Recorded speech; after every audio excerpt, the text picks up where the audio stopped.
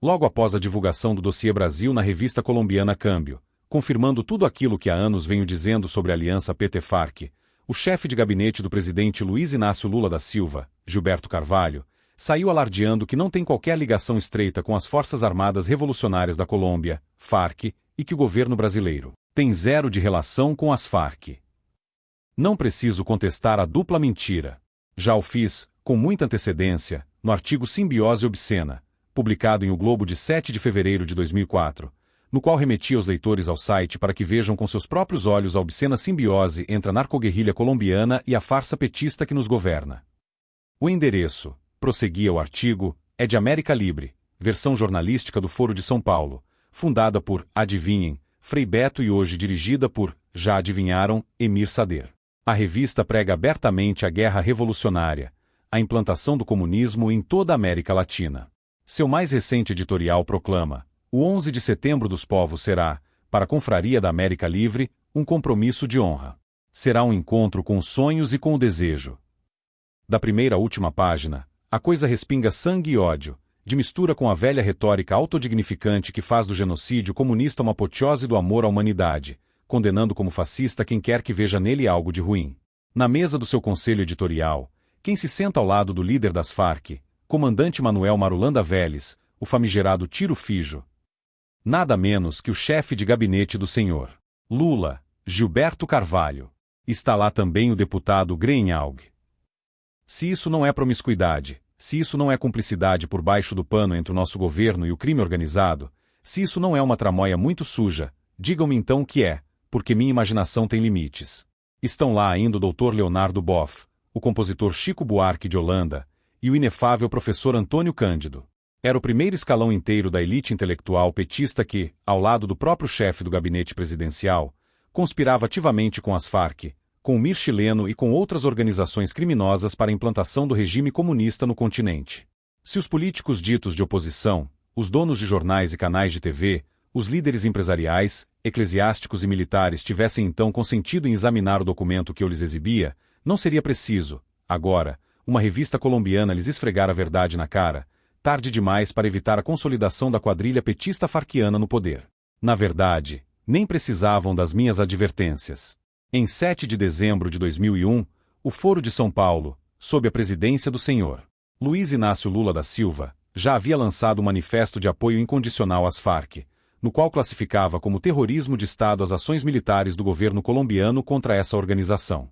A mídia inteira e todas as lideranças políticas nacionais, sem exceção visível, abafaram esse fato para não prejudicar a candidatura Lula uns meses depois. Logo após o pleito de 2002, a existência de um conluio entre o presidente eleito e a esquerda radical latino-americana já se tornará ainda mais nítida pela duplicidade de línguas com que o homem falava para o público em geral, ante as câmeras, e para seus companheiros de militância comunista. Como mais tarde anotei em artigo do Jornal do Brasil, enquanto a mídia local celebrava a lisura do pleito, o vencedor confessava ao Le Monde que a eleição tinha sido apenas uma farsa, necessária tomada do poder, sendo confirmado nisso pelo senhor Marco Aurélio Garcia em declaração ao jornal argentino La Nación de 5 de outubro de 2002. Em qualquer país decente, confissões abertas como essa suscitariam imediatamente uma tempestade de investigações e denúncias. No Brasil, foram recebidas com uma afetação de indiferença blasé por todos aqueles a quem, no fundo, elas aterrorizavam. Poucas condutas humanas se igualam, em baixeza, à covardia que começa por se camuflar de impassibilidade olímpica e, pela persistência, acaba por se transformar em cumplicidade ativa. Mas essas criaturas haviam investido tão pesado no slogan anestésico Lula mudou, que, para não reconhecer o erro, preferiram dobrar, triplicar e quadruplicar a aposta na mentira, até que contestá-la se tornasse, como de fato se tornou, prova de doença mental. Graças a essa longa e pertinaz conspiração de omissões, a esquerda revolucionária teve todo o tempo e a tranquilidade que poderia desejar para alterar o mapa do poder político brasileiro ao ponto de torná-lo irreconhecível. Quem manda no Brasil, hoje? Um bom indício é a propriedade da terra. 6% do território nacional pertencem a estrangeiros, 10% ao MST, outros 10% a nações indígenas já sob controle internacional informal, 15 ou 20 são controlados pelos narcotraficantes locais aliados às FARC, mais 10 ou 15 estão para ser transferidos aos quilombolas. Na área restante, só os imensamente ricos conseguirão cumprir a exigência de averbar reserva legal, Leiam o odioso Decreto 6.514 de 22 de julho de 2008. Os demais sendo obrigados a pagar multas que em breve tempo ultrapassarão o valor das suas propriedades, as quais então serão transferidas automaticamente ao governo.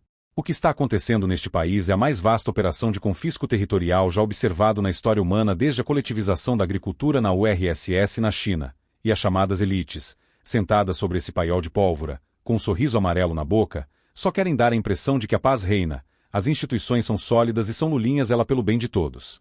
Outro indício seguro da distribuição do poder é a capacidade de mobilização das massas. Somem os partidos de esquerda, o MST, as centrais sindicais, as pastorais de base e porcarias semelhantes, e verão que, no instante em que quiser, a esquerda revolucionária tem condições de espalhar nas ruas não menos de 5 milhões de militantes enfurecidos, treinados para toda sorte de agitações e depredações, sem que o outro lado possa sequer reunir 5 dezenas de gatos pingados numa cerimônia religiosa. Consolidado pela omissão pusilânime de todos os que teriam o dever de impedir que ele se consolidasse, o monopólio esquerdista dos movimentos de massa marca a distância entre onipotência absoluta e impotência total e é, por si, um retrato do que o futuro reserva ao país. Mas as organizações de esquerda têm algo mais que isso. Têm, através das centrais sindicais, dos partidos e de uma rede imensurável de organizações militantes, o controle absoluto e incontestável de todos os serviços essenciais: transportes, eletricidade, água, telefonia. A um estalar de dedos, a liderança revolucionária pode paralisar o país inteiro, sem que a polícia ou mesmo as forças armadas tenham sequer a condição de dizer ai. Mais ainda do que sua extensão descomunal, o que é notável nesse sistema de dominação é a sua integração, a sua unidade estratégica e funcional. As Farc não estão infiltradas só nos altos escalões da República. Elas dominam também os bas-fonds da criminalidade, através de seus contatos com o PCC e o Comando Vermelho, por sua vez estreitamente articulados com o MST e organizações congêneres. De alto a baixo, a sociedade brasileira está à mercê da subversão e do crime. Nada disso surgiu da noite para o dia.